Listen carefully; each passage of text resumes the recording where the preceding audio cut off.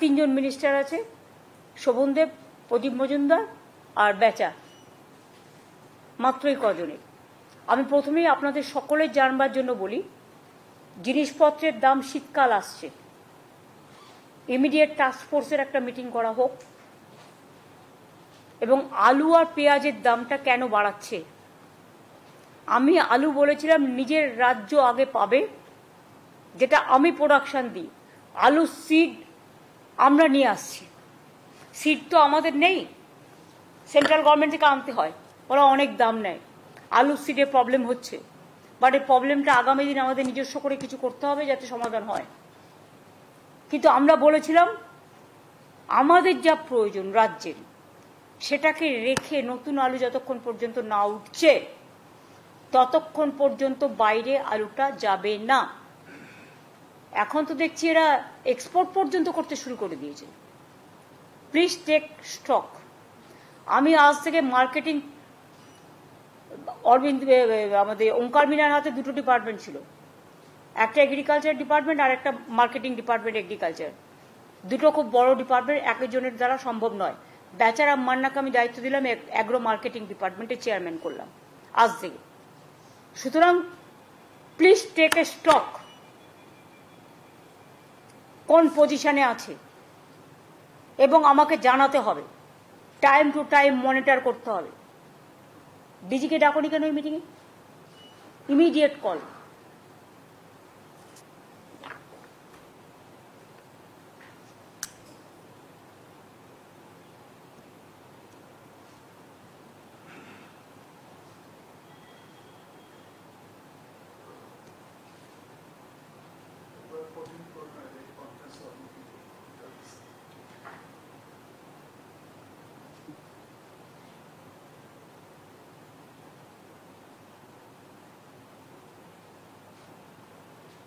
সেরকম যদি করে বাংলার আলু বাইরে চলে যায়, আমার প্রয়োজন মিটিয়ে তারা বিক্রি করুক, আমার কোনো আপত্তি নেই, আমি তো বলেই দিয়েছিলাম। এবং আমি ছাড়তেও শুরু করেছিলাম, ছেড়েও ছিলাম অনেকটা।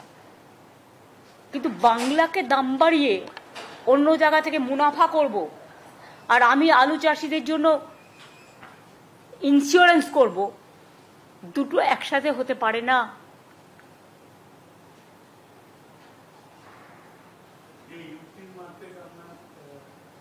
আমি অন্য কোনো রাজ্যের সাথে আমার মার্কেটের তুলনা করব না। It depends on state to state. সব জায়গায় দাম বেড়েছে বলে আমাকেও দাম বাড়াতে হবে, তার কোনো মানে নেই। আমার এখানে হচ্ছে শস্য শ্যামলা বাংলা, ধনধান্যে পুষ্পে ভরা। চাল উৎপাদন, আলু উৎপাদন, এগুলো বাংলা রেকর্ড হিসেবে কাজ করে। আমি সেখানে অন্য রাজ্যকে বাড়তে দেবো, আমার জিনিস দিয়ে সাপ্লাই করে দেবো, আর আমার নিজের রাজ্যে দাম বাড়াবো, এই যুক্তি হতে পারে না। আমার নিজের রাজ্যের মানুষ খেয়ে তারপর যদি থাকে, আমি নিশ্চয়ই সেটা বিক্রি করার সুযোগ করে দেবো। ইভেন আমি একথাও বলেছিলাম যে তোমার যদি পড়ে থাকে আমি আইসিডিএসে নিয়ে নেবো, আমি মিড ডে মিলে নিয়ে নেবো, তোমাদেরটা যাতে নষ্ট না হয় আমরা দেখব। নতুন আলু উঠতে উঠতে জানুয়ারির লাস্ট উইক বা ফেব্রুয়ারি ফার্স্ট উইক ছাড়া হবে না।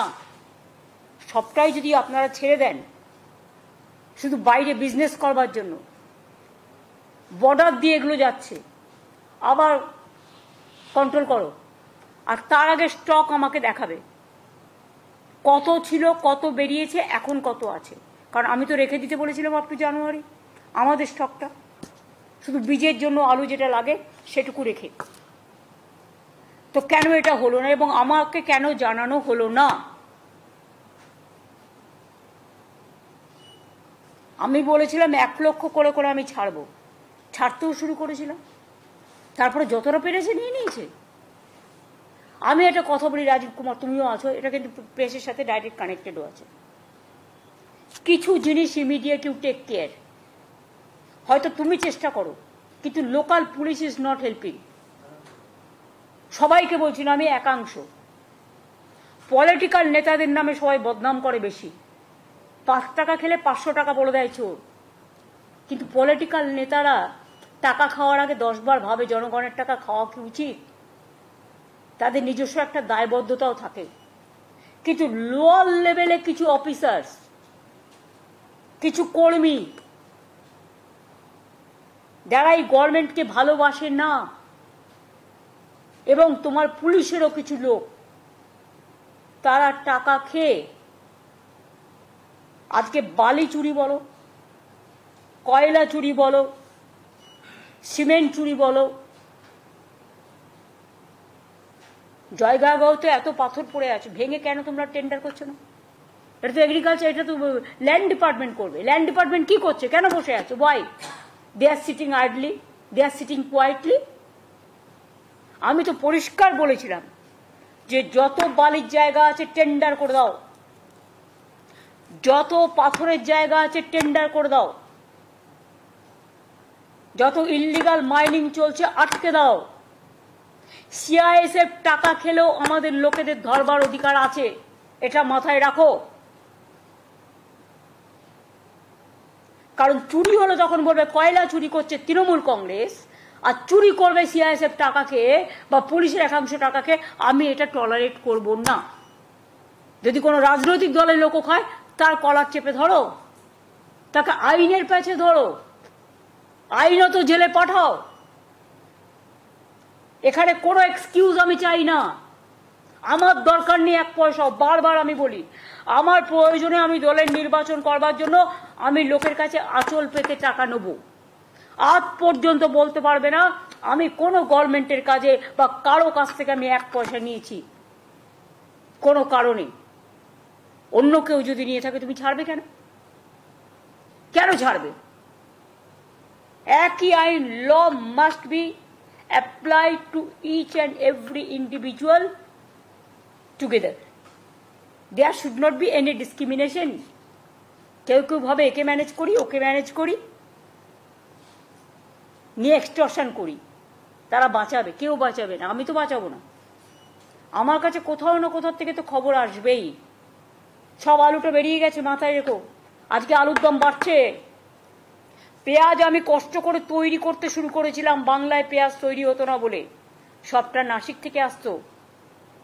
সেই পেঁয়াজ আমার খাওয়ার পেঁয়াজ নেই, আমাকে নাসিক থেকে আনতে হয়। আমার পেঁয়াজ বাইরে বিক্রি হয়ে যাবে কেন? আমি তো 50% পর্যন্ত প্রোডাকশন, এখনো কত পর্যন্ত হয়েছে? 7 লক্ষ টন। টন আমি বুঝি না।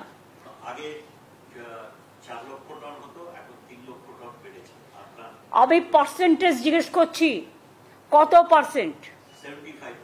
75%। আমি সেই জায়গাটায় নিয়ে এসেছি। তো আমার যদি 50% বিক্রি হয়ে যায়, বাইরে এক্সপোর্ট হয়ে যায়, কারা গো?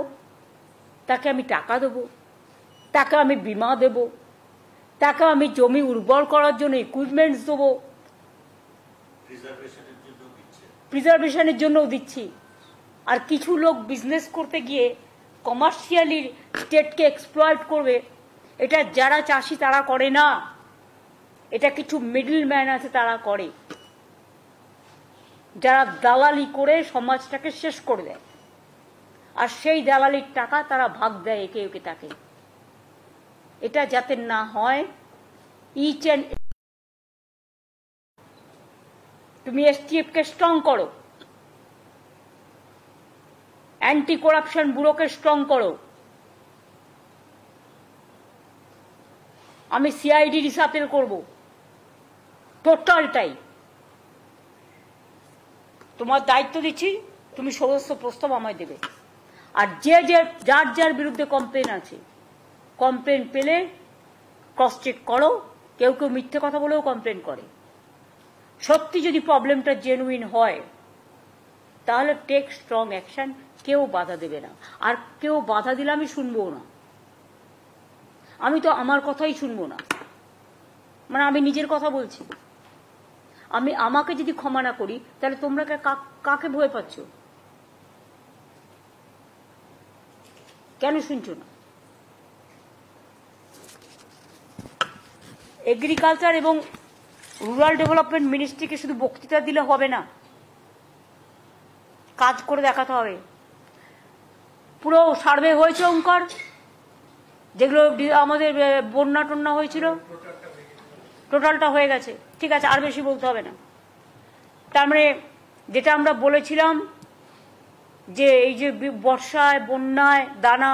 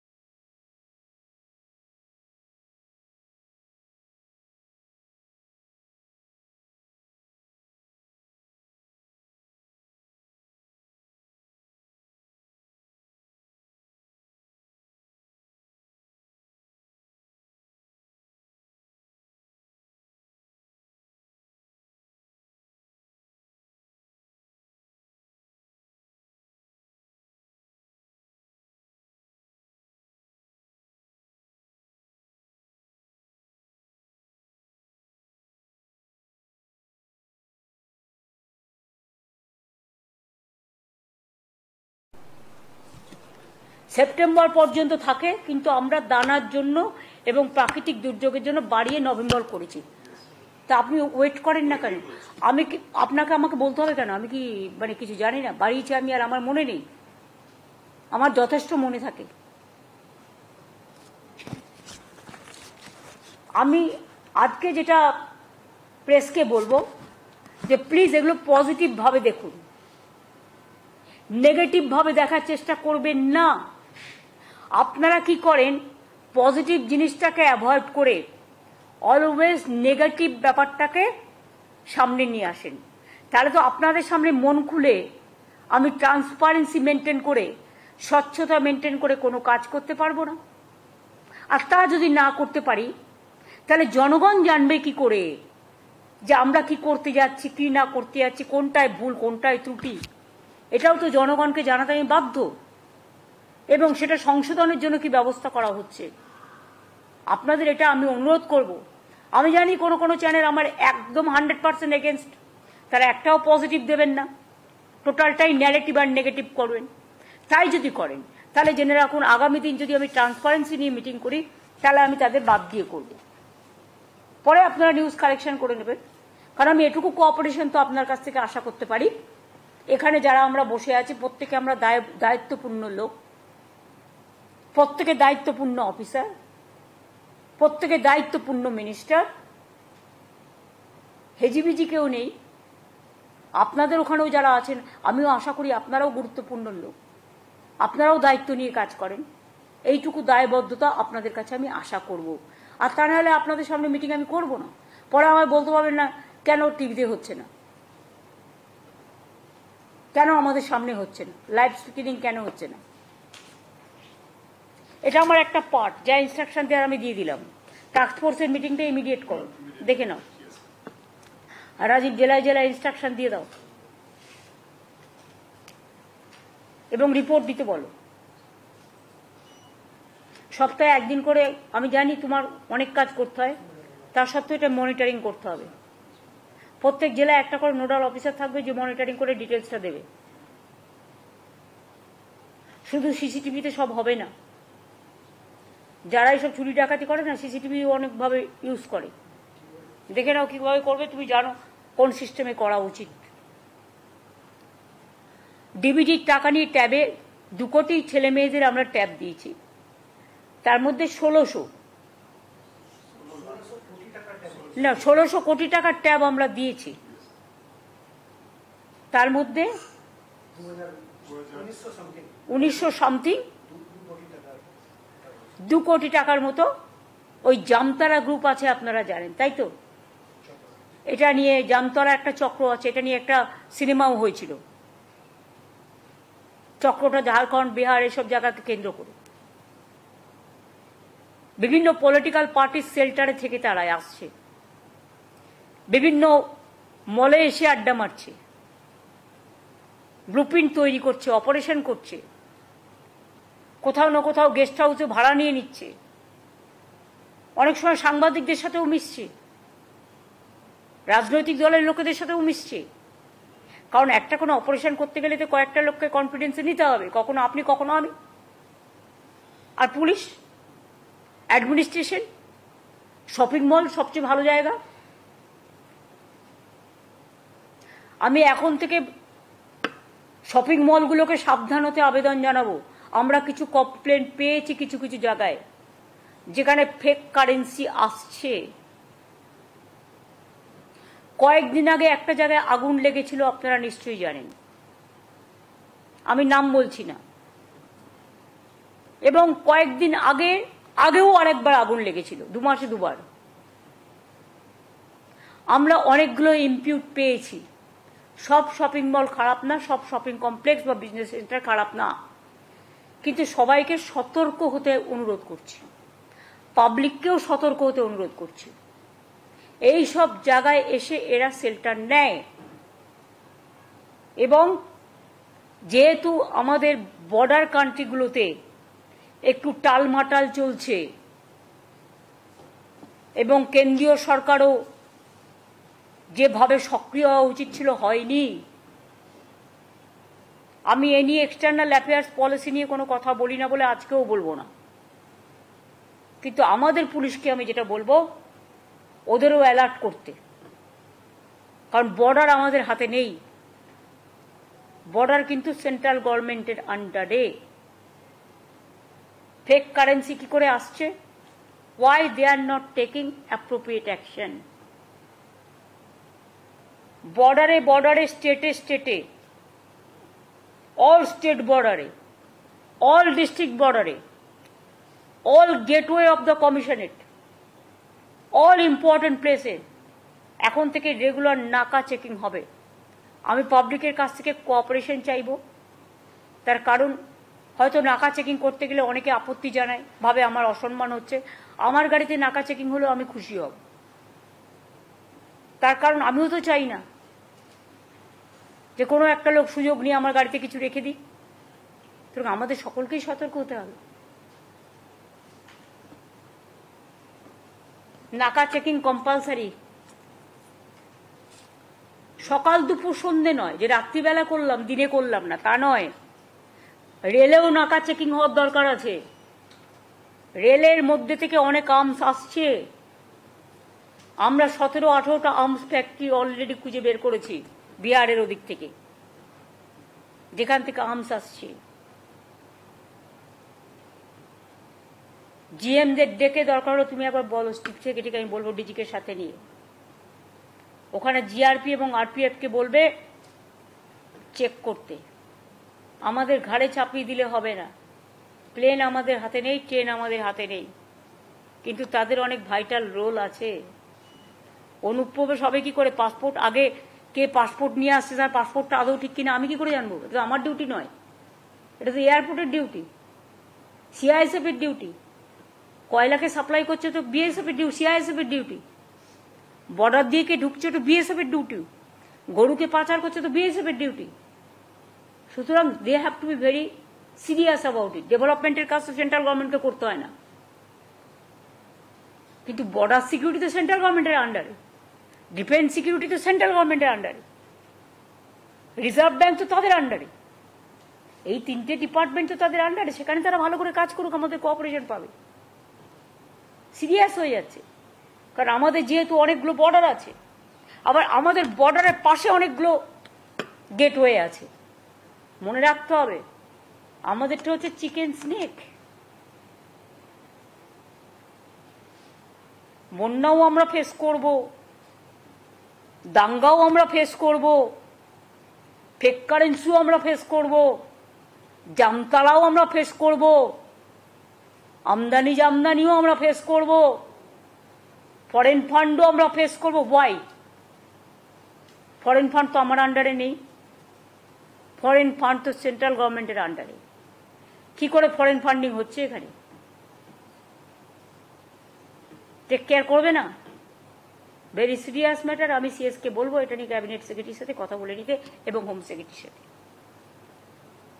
এবার আমার কতগুলো ঘোষণা আছে, আমি প্রেসের সামনে বলবো এটাকেও গুরুত্ব দিতে, কারণ হাজার হাজার মানুষের ব্যাপার আছে। মনে রাখবেন, আপনাদের যখন একটা টিভির মাধ্যমে খবরটা লোকে পায়, তারা অনেক খুশি হয়ে যায়, এতে টিআরপি বাড়ে, কমে না। কৃষক বন্ধু 24-25 রবি মরশুমের জন্য আমাদের কৃষক বন্ধু প্রকল্প আছে, আগেই আমরা করেছি। 24-25 রবি মরশুমের জন্য কৃষক বন্ধু নতুন প্রকল্পে 1,08,95,000 কৃষককে, সংখ্যাটা আবার বলি, 1,08,95,000 কৃষককে মোট 2,943 কোটি টাকা সহায়তা প্রদানের সূচনা করা হলো। আগামীকাল থেকেই টাকা ছাড়া হবে। এর মাধ্যমে আপনারা কয়েক কোটি দর্শককে পৌঁছে গেলেন, রিচ করলেন। Yes or no?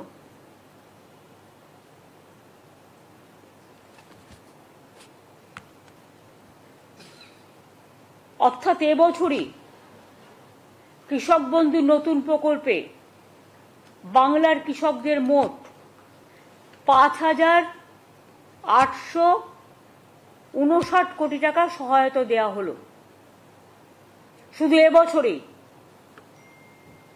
সব মিলিয়ে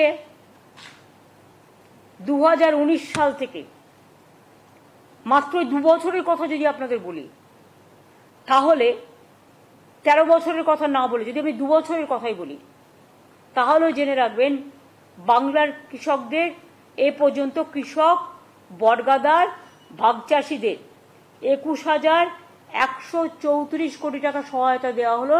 টাকাটা সম্পূর্ণভাবে রাজ্যের, এক্ষেত্রে কেন্দ্রের 1 পয়সা নেই।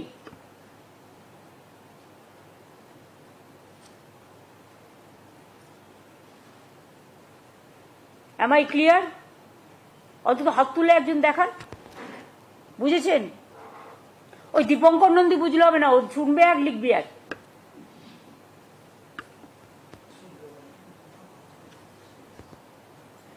এছাড়াও মনে রাখবেন, কৃষক মারা গেলে তার পরিবার এককালীন যে 2 লক্ষ টাকা করে পায়, তাতে আমরা শুধু মুখে বলি না, আমরা কাজটা করি, আমরা জুমলা নই, আমরা ট্রান্সপারেন্সি মেনটেন করি।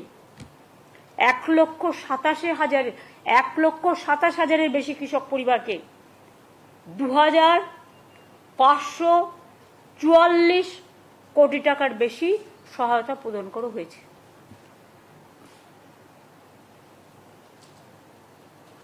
এছাড়াও শস্য বীমা প্রকল্প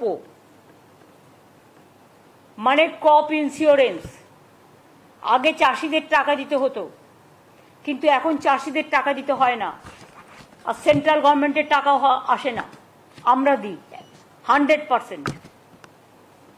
1,02,00,000 কৃষককে বাংলা শস্য বীমা রাজ্য সরকারের নিজস্ব তহবিল থেকে আরো 3,221 কোটি টাকা সহায়তা করা হয়েছে। এছাড়াও বন্যা ও দানার মতো নানা প্রাকৃতিক বিপর্যয়ে বাংলা শস্য বীমার সময় সেপ্টেম্বর পর্যন্ত থাকে শস্য বীমা করা, এটা নভেম্বর পর্যন্ত বাড়ানো হয়েছে এবং রাজ্য জুড়ে এর জন্য ক্যাম্পও করা হয়েছে। প্রায় 65 লক্ষ কৃষক এতে নাম লিখিয়েছে, এটা আলাদা নতুন হবে। যারা এই দানা হয়ে গেল, বন্যা হয়ে গেল, রিসেন্ট যেগুলো হলো, সার্ভেটা কমপ্লিট হয়ে গেছে। ডিসেম্বর মাসের মধ্যেই এই ক্ষতিপূরণটা যোগ্য কৃষক, প্রত্যেক যোগ্য কৃষক বা ক্ষেত মজদুর বর্গাদার যেই থাকুক, ক্ষতিপূরণের টাকাটা পেয়ে যাবে। এবছরে যে বন্যা বা দানা হলো সেটার টাকাটাও, কারণ এখন তো কেন্দ্র সরকার বন্যা 1 পয়সাও দেয় না, সেই জন্য। এবার আমি আসব লক্ষ্মীর ভান্ডার প্রকল্পে। আপনারা জানেন লক্ষ্মী ভান্ডার আমাদের একটা অমূল্য সম্পদ। মা বোনেরা আমাদের ঘরে লক্ষ্মী। এই প্রোগ্রামটা ফার্স্ট স্টার্ট করে বেঙ্গল এখন মডেল হয়ে গেছে। আমরা 2021 থেকে শুরু করেছি, ইলেকশনে বলেছিলাম করব, করে দিয়েছি। আমরা মোট, আমার একটা সরাসরি মুখ্যমন্ত্রী একটা পোর্টাল আছে, আপনারা জানেন, তাতে যে রিকোয়েস্টগুলো আমরা পাই, আমি কিন্তু সেগুলো প্রত্যেকটা দেখি। তাতে আমি প্রায় 24,000-এর মতো লক্ষ্মীর ভান্ডারের রিকোয়েস্ট পেয়েছিলাম আপ টিল নাও। তাছাড়াও আমাদের দুয়ারে সরকারে অনেক রিকোয়েস্ট এসছে, সেগুলো সব মিলিয়ে আমরা আগামী ডিসেম্বর মাসের, আমি যেটা বলেছিলাম ডিসেম্বর মাসে দেব টাকা, যারা বাকি আছেন 5,07,000 মহিলাকে আরো নতুন করে লক্ষ্মীর ভান্ডার প্রকল্পে যুক্ত করা হলো। টাকাটা তারা ডিসেম্বর মাসে পেয়ে যাবেন। এবং এরা যতদিন বেঁচে থাকবেন আজীবন পেয়ে যাবেন। এর জন্য বছরে আমার প্রায় 625 কোটি 20 লক্ষ টাকার বেশি এক্সট্রা খরচ হবে। এবং আমরা গর্বের সাথে বলছি, অন্যান্য রাজ্যে অনেক ক্রাইটেরিয়া আছে, আমার রাজ্যে কোনো ক্রাইটেরিয়া নেই। এটা সবার জন্য, সব সাধারণ মানুষ পায়। একটা পরিবারে 4 জন মহিলা থাকলেও পায়। এটা তাদের গর্ব। অন্যান্য জায়গায় এটা আছে, স্কুটার থাকলে পাবে না, সাইকেল থাকলে পাবে না, বা স্মার্টফোন থাকলে পাবে না, নানা রকম আছে। আমাদের কিন্তু এসব নেই, আমাদের সকলের জন্য। এটার জন্য আমি গর্ববোধ করি।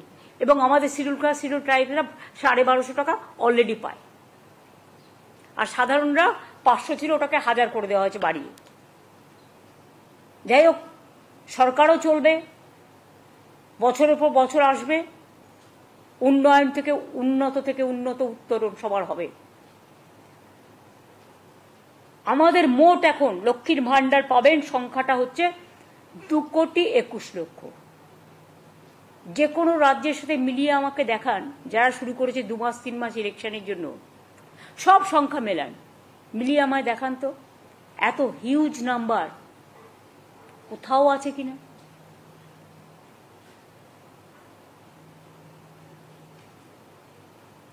এবং শুধু তাই নয়, ওই বিধবা ভাতা করে নতুন করে তাকে অ্যাপ্লাই করতে হবে না।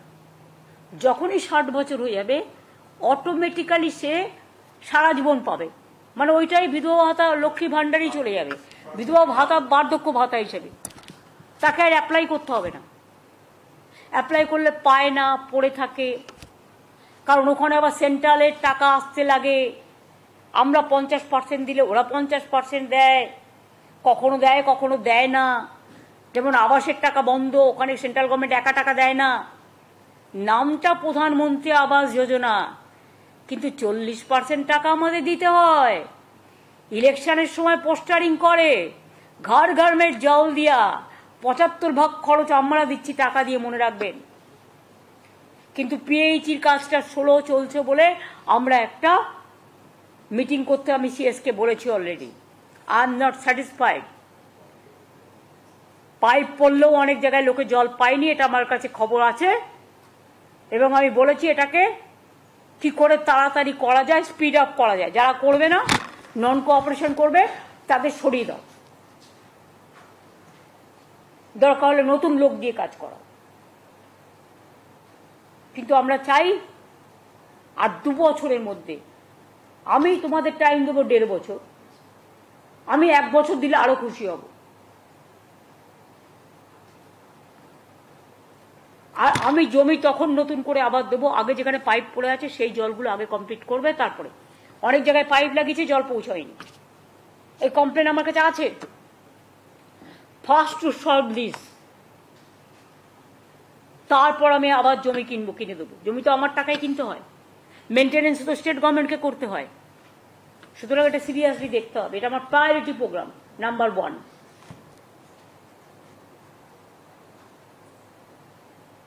এখনো পর্যন্ত আপনারা শুনলে অবাক হয়ে যাবেন, এত টাকা সেন্ট্রালের কাছে পড়ে থাকা সত্ত্বেও শুধুমাত্র লক্ষ্মীর ভাণ্ডারে বাংলার মেয়েরা প্রায় 48,490 কোটি টাকা সহায়তা পেয়েছেন।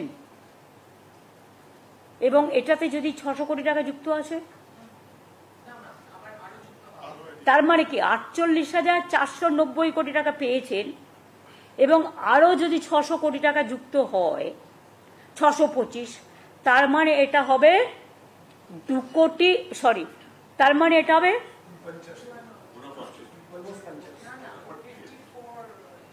54,000, 54,000 কোটি টাকার মতো হবে।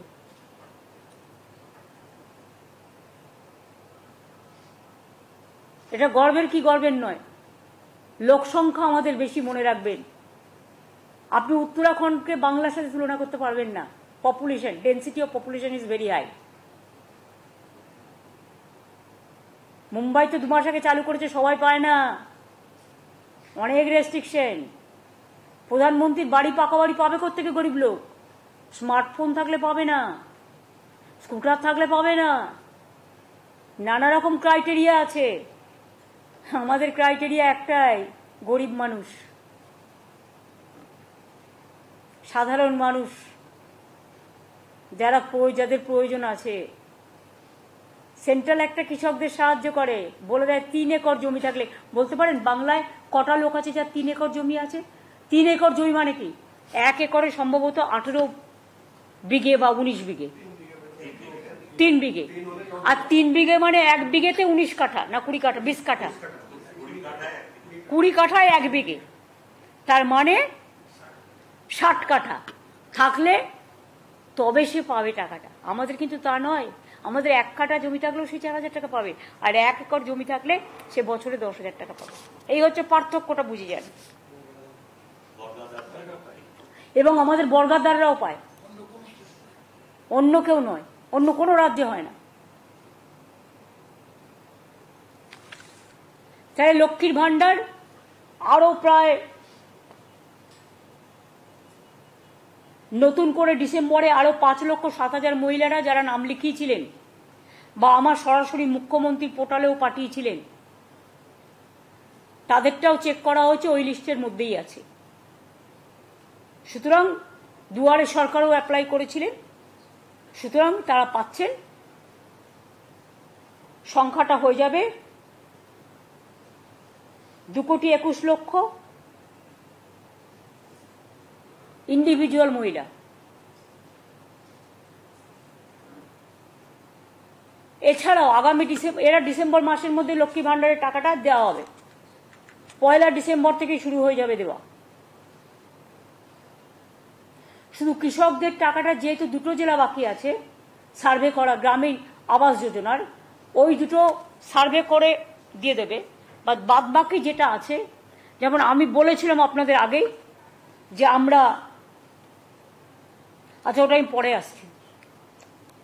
বিধবা ভাতা রিকোয়েস্ট অনেক পেন্ডিং আছে, কিন্তু বিধবা ভাতা মনে রাখবেন, আমরা লক্ষ্মীর ভান্ডার করার ফলে যারা হয়তো 60 বছরে অ্যাপ্লাই করেছিল, আজকে হয়তো তার বয়স হয়ে গেছে 65 বছর, কারণ লক্ষ্মীর ভান্ডারটা শুরু হয়েছে 60 বছর যখন তার বয়স বা 61 বছর যখন তার বয়স, তখন সে পায়নি। আগে তো এই নিয়মটা ছিল না।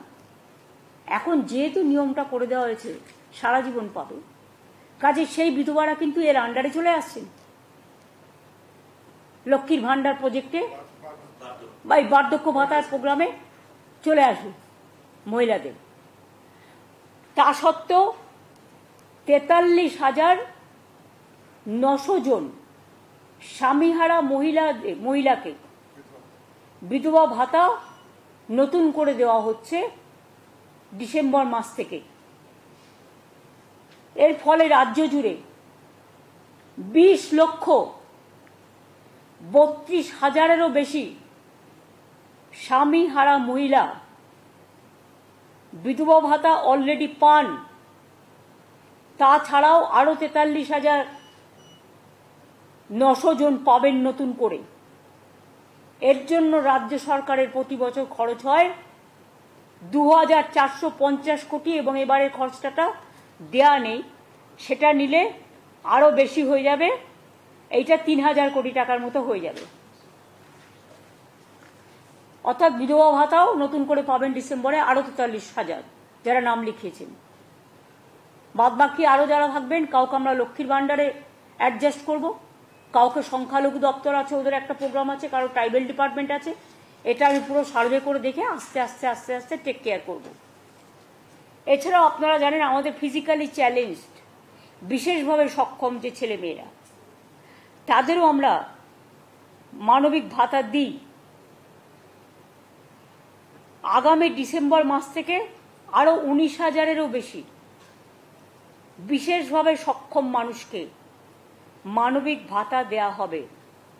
এর জন্যও কিন্তু বাড়তি আমাদের প্রায় 23 কোটি টাকা খরচ হবে। এখনই রাজ্য জুড়ে 7,50,000-এর বেশি বিশেষভাবে সক্ষম মানুষ মানবিক ভাতা পাচ্ছেন। যা প্রায় 900 কোটি টাকা ব্যয় করে বছরে।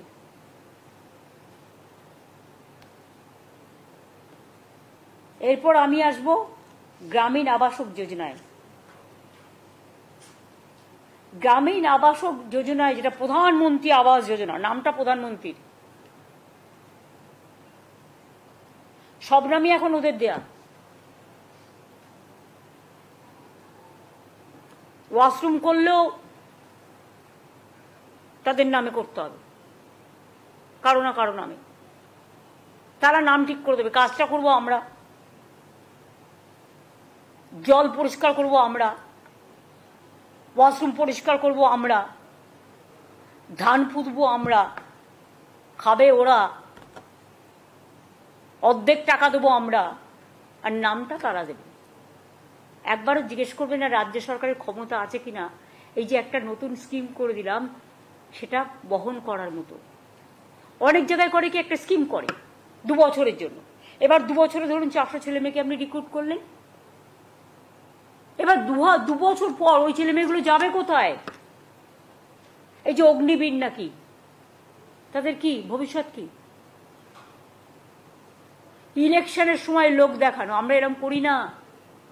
আমি এসব স্কিম এখন বন্ধ করে দিচ্ছি, পার্মানেন্ট যেটা হবে করব, কিন্তু 2 বছরের জন্য একটা চাকরি লোভ দেখিয়ে তার ভবিষ্যৎটাকে অন্ধকার করে দেওয়ার অধিকার আমাদের কারো নেই। আমাদের পুষতে হয় এরপর, তার কারণ কোথায় যাবে তারা? অনেক কেস হয়েছে এরকম। যাই হোক, আবাস যোজনার টাকা সেন্টারকে তো তার টাকাটা খরচা করতে হবে। রাজ্য থেকে যে জিএসটি তুলে নিয়ে যাচ্ছে, এখন তো রাজ্যের কোনো ট্যাক্স নেই, এটা যে ওনাদের পকেট থেকে দিচ্ছে তা নয়। আগে তো রাজ্য সরকার ভ্যাট কালেকশন করত, অন্য সেলস ট্যাক্স কালেকশন করত, এখন তো এগুলো কিছু নেই। এখন তো একটাই ট্যাক্স, জিএসটি ট্যাক্স। ট্যাক্সটা কালেকশন করে কে? কেন্দ্র। তাহলে রাজ্যের ভাগটা দেবে কে? কেন্দ্র। এর জন্য কেন্দ্র দিল, কেন্দ্রকে নাম করতে হবে তা নয়, এটা রাজ্যের ভাগ, রাজ্যের মানুষের অধিকার। সে একটা রেস্টুরেন্টে গেলেও, একটা কাপ চা খেলেও তাকে জিএসটি ট্যাক্স দিতে হয়। একটা শাড়ির দোকানে গিয়ে শাড়ি কিনতে গেলেও তাকে জিএসটি ট্যাক্স দিতে হয়। একটা সোনার দোকানে গিয়ে সোনা কিনতে গেলেও তাকে জিএসটি ট্যাক্স দিতে হয়। এর থেকে আমাদের যেটুকু ভাগ সেটা তো পুরো দেয় না, যেটুকু আমরা পাই সেটাও পুরো দেয় না। সেই টাকা থেকে মনে রাখবেন আমাদের অংশটার মধ্যে থেকে আবাস যোজনায়, মানে প্রধানমন্ত্রীর নামে আবাস যোজনা করেছে, তাতে 60% টাকা ওরা দিত, দেওয়ার কথা 100%, কারণ ট্যাক্সটা যেহেতু এখান থেকে কালেকশন করে নিয়ে যায়। আর আমাদের কত দিতে হয়? 40%। তাহলে এবার বলুন, গ্রামীণ যোজনা, আবাস যোজনা রাজ্য সরকারের ডাইরেক্ট টাকা ছাড়া হবে? নামটা হবে প্রধানমন্ত্রী। কই, মুখ্যমন্ত্রীর নামে তো আমি কোনো প্রোগ্রাম আজ পর্যন্ত করিনি, কেন করব? কাজে মানুষের পরিচয়। এমন কোনো দুঃসময় আসেনি যে আমাদের নামে স্কিম করতে হয়। স্কিম করতে গেলে বড় মানুষদের নামে করো, বীরদের নামে করো, বীর জওয়ানদের নামে করো, যারা সমাজের সংস্কৃতির গর্ব তাদের নামে করো। বাংলায় অনেক ভাষা আছে, সেই ভাষার মান উত্তরণ করো, উন্নয়নের নামে করো, কিন্তু নিজের নামে program no, I don't support. এবার আমি এটাও চাই না একদিন না একদিন সব মানুষেরই জীবন শেষ হয়। যদি আগামী 10 বছর বাদেও আমার মৃত্যু হয়, আমি চাই না আমার একটা স্ট্যাচু কেউ তৈরি করুন। আমার বাবা মার মৃত্যুর পরে অনেকে আমাকে বলেছিল ট্রাস্ট করবে, খেলার মাঠ করবে, স্ট্যাচু করবে, আমি কাউকে কিছু করতে দিইনি। আগামী দিনেও আমি এই পলিসি মানি না। মানুষ মনে রাখে শুধু তার কাজ, তার ছবি নয়, তার ছবি মানুষের হৃদয়ে থাকে, এটা মনে রাখবেন।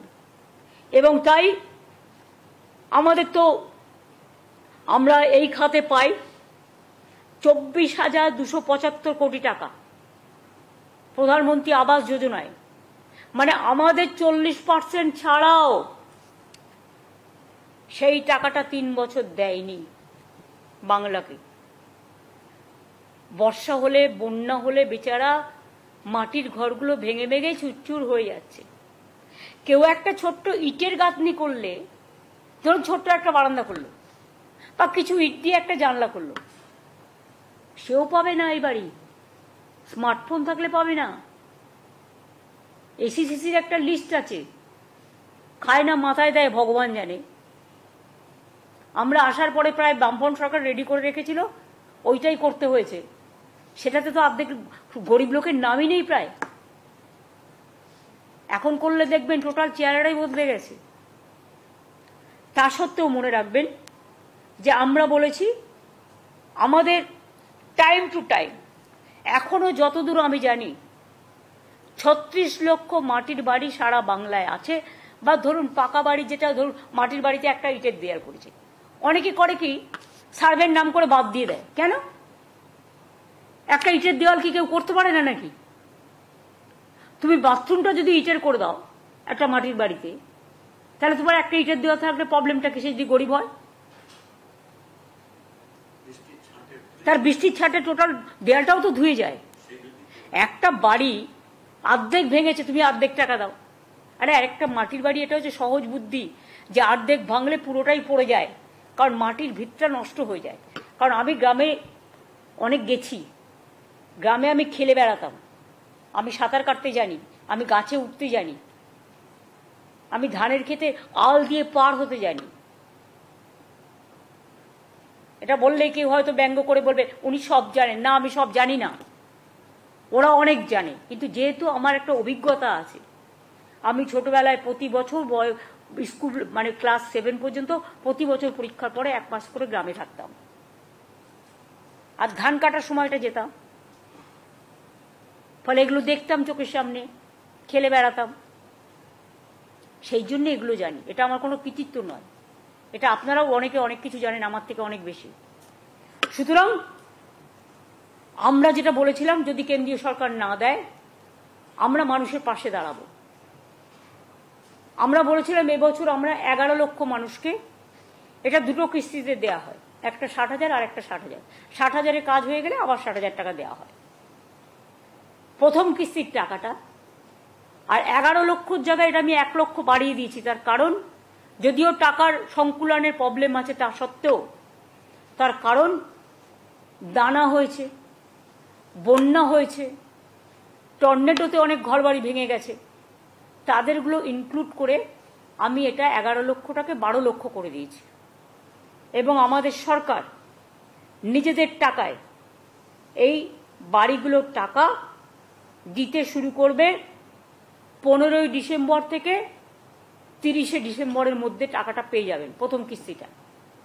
কারণ যেহেতু ইলেকশন ছিল, যেখানে ইলেকশন সেখানে সার্ভেই করতে দেয়নি। 6টা জেলায় ইলেকশন ছিল, 5টা জেলায়।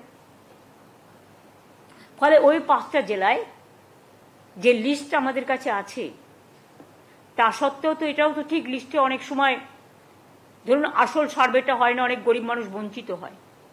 যাতে বঞ্চিত না হয়, তাই পশ্চিমবঙ্গ পঞ্চায়েত এবং গ্রামীণ ডিপার্টমেন্ট একটা সার্ভে করছে এলাকায়। সেই সার্ভেটা মানে কাউকে বাদ দেওয়া নয়, যারা গরিব তারা পাবেনি। এটা করা হচ্ছে এই কারণে যে ক্রস চেক করে নেওয়া উচিত সে পাওয়ার যোগ্য কি পাওয়ার যোগ্য নয়। যদি কেউ পাওয়ার যোগ্য হয় সেটা বঞ্চিত না হয়। কিন্তু এই 12 লক্ষ দেওয়ার পরেও আমাদের কিন্তু আরো বাকি থাকবে 24 লক্ষ। আগে আমরা 50 লক্ষ বাড়ি করে দিয়েছি এই 12 বছরে। আরো 24 লক্ষ বাকি থাকবে, সেটা আমরা ফেজ ওয়াইজে যখন আমাদের টাকা অ্যাভেলেবেল হবে তখন সেটা আমরা করে দেব। কিন্তু আমরা এটা বলছি না তুমি পার্টির মেম্বার হও তবেই তুমি আবাস যোজনা পাবে। কি করে পাবে? তোমার আবাস যোজনায় তো 40% রাজ্যকে দিতে হয়। তাহলে কি তোমার 60% নিয়ে মানে শুধু একটা আঙুলে হাত হয় না 5টা আঙুলে হাত হয় কমপ্লিট? তুমি বুড়ো আঙুল দেখাচ্ছ, তুমি মধ্যে তর্জমা দেখাচ্ছ না, খিরে আঙুল দেখাচ্ছ না, হয়? বলুন না, স্বাভাবিক তো তুমি পার্টির মেম্বার হলে আয়ুষ্মান পাবে, কেন? 40% রাজ্য সরকারকে দিতে হবে, স্মার্টফোন থাকলে পাবে না। তা রাজ্য সরকার না দিলে তুমি কি করে দেবে? হ্যাঁ তুমি করো, 100% দেবে, আমার কোনো আপত্তি নেই, দিয়ে দাও 100%, যাকে দেবে দিয়ে দাও, খুশি হব। তুমি আমার উপর চাপিয়ে দেবে, আমার টাকাও দেবে না, মানুষকে টাকাও দেবে না। ভাই তোমাদের দয়া দরকার নেই, আমাদের মতো করতে দাও। মানুষের আশীর্বাদে যখন 50 লক্ষ আগে করতে পেরেছি, 12 লক্ষ দিচ্ছি আমরা ডিসেম্বর থেকে, আরো 24 লক্ষ যেটা বাকি থাকবে আমি 2-3 বছর টাইম হাতে নেব। সারা বাংলায় সব পাকা বাড়ি আমরা আস্তে আস্তে করে দেবো। আমার টাকাটা সংকুলান করতে হবে। রিজার্ভ ব্যাংক তো আমার কাছে নেই যে ছাপিয়ে দেবো বা নোটবন্দি করে টাকা জোগাড় করব। টাকাটা রাজ্যের ট্রেজারিতে ইনকাম করে আনতে হবে। জলের ওপর ট্যাক্স চাইব না, বিদ্যুতের দাম বাড়াবো না। গ্রামীণ এলাকায় দেখুন যেখানে সিএসসি নেই কোনো দাম বাড়েনি তো বিদ্যুতের। ইভেন 100 ইউনিট পর্যন্ত যারা 3 মাসে পায় তারা ফ্রি পায়। টাকাটাও তো জোগাড় করতে হবে। টাকাটা যখন আমার কাছে আসবে, সংকুলন হবে, আমি কথা দিচ্ছি, আমি যদি কথা দিই, আমি জুমলা সরকার করি না যে বলবো এক করব না। ইলেকশনে যা যা বলেছিলাম প্রত্যেকটা করে দিয়েছি। এটা মামাটি মানুষের সরকার। আমার সরকার আমার দলের কাছে দায়বদ্ধ নয়, দলকে ভালোবাসে। দলের স্লোগান ও মামাটি মানুষের সরকার, আমার সরকারেরও স্লোগান তাই। কিন্তু মনে রাখবেন আমার দায়বদ্ধতা ফার্স্ট প্রায়োরিটি মানুষের কাছে, তারপরে আমার দল। এটা আমি মেনটেন করি, কারণ দল আমাকে এটা বলেছে, যেটা আমাদের ম্যানিফেস্টো কমিটমেন্ট, এটা আমাদের করতে হবে। তাই সরকার থেকে আমাকে সেই কাজটা করতে হয়। তার কারণ আমি মানুষকে দাঁড়িয়ে কথা দিয়েছি, আমি মানুষকে দাঁড়িয়ে যে কথাটা দিই সেই কথাটা শেষ পর্যন্ত করি। বাড়ির কাজ গ্রামীণ, আমি আগেই বলেছি বাংলা আবাস যোজনা হবে না, এটা বাংলার বাড়ি। টাকা যখন আমাদের নামও আমাদের রাজ্যের নামে হবে, বাংলার বাড়ি। এখনো তো বাংলা নামটা করে দেয়নি। আসুন না কিছু প্রজেক্টের নাম মধ্যে দিয়ে করি। এটা অলরেডি আমাদের বাংলার বাড়ি হচ্ছে, আরবান এলাকাতেও হচ্ছে, রুরাল এলাকাতেও এটার নাম হবে বাংলার বাড়ি। আর পথশ্রীত গ্রামীণ রাস্তা আমরা করি আমাদের নিজেদের টাকায়, ইলেকশনের আগেও আমরা করে দিলাম। এবং ইলেকশনের আগেও জানুয়ারি না ফেব্রুয়ারি মাসে আমরা 9 লক্ষ লক্ষ্মীর ভাণ্ডার দিয়েছি, যখন কোড অফ কন্ডাক্ট চালু হয়নি এক্সট্রা। কাজেই টাইম টু টাইম এগুলো আমরা দেখে নেব, যেটা যেটা করার আমরা করব। আমার এটুকুই বলার ছিল, বাদ বাকিটা আপনাদের সবার দায়িত্ব। আর ওই মার্কেটিংয়ের মিটিংটা, আর বেচা তুমি যখন নিচ্ছে তখন দায়িত্ব নিয়ে, সেক্রেটারিকে কনফিডেন্সে নিয়ে কাজটা সিরিয়াসলি করতে হবে। রুরাল ডেভেলপমেন্ট পঞ্চায়েতকেও বলছি, এগ্রিকালচারকেও বলছি, সব কাজ আমরা যখন করব সিরিয়াসলি। আমি প্রিন্সিপাল সেক্রেটারি রুরাল ডেভেলপমেন্টকেও বলছি, ওমেন, চাইল্ড, উইডো, পেনশন সব কিছু, কন্যাশ্রী সবটাই সংঘমিত্রার আন্ডারে দেখে নিতে হবে। ওঙ্কার এগ্রিকালচার ডিপার্টমেন্ট যত ভালো হবে তোমার তত নাম হবে। আমাদের হচ্ছে সুজলা সুফলা বাংলা, সুফল বাংলা আমাদের আর একটু বাড়াতে হবে। আমি জানি সুফল বাংলা যখন প্রাইজ হাইক হয় খুব কাজে দেয়। তুমি এগ্রিকালচারে কাজ করো, আরো কোনো একটা কাজ তোমাকে আমি দেখে দেবো। আর ফাইন্যান্সের তুমি এখন বুঝে গেছো প্রভাত, তুমি তো অনেকদিন কাজ করছো ফাইন্যান্সে। কমাস হলো 3 মাস হয়েছে, এখন বুঝেছো আশা করি। কাজে চটপট কাজগুলো করে ফেল। আর রাজীব তোমাকে যে দায়িত্ব দিয়েছি তোমাকে পালন করতে হবে। আর সিএস তো টোটালটাই দায়িত্ব নিয়ে করবে। আর যদি বলেন আমার দায়িত্ব কিছু না হলে বকাঝকা করা, কখনো ভালোবেসে কাছে টেনে নেওয়া, কিন্তু মানুষের কাজটা আমি আমার মন্ত্রীদেরও বলি, সবসময় মানুষের কাজের দায়িত্ব নিয়ে মানুষের কাজটাকে প্রায়োরিটি দেওয়া উচিত। আমি এটুকু বলে আমি সংবাদ মাধ্যমকে অনেক অনেক ধন্যবাদ, নমস্কার এবং আমাদের কৃতজ্ঞতা জানাচ্ছি। আপনারা এতক্ষণ আমাদের সময় দিয়েছেন, কিন্তু প্রত্যেকটাই পজিটিভ কাজ। আমি আশা করি মানুষের এই কাজগুলোকে আপনারা আপনাদের হয়তো অনেক জায়গায় অনেক অ্যাডভার্টাইজমেন্ট থাকে, সুযোগ পান না, কিন্তু দয়া করে এইগুলো যদি একটু মানুষকে জানান আমরা উপকৃত হব। অনেক ধন্যবাদ।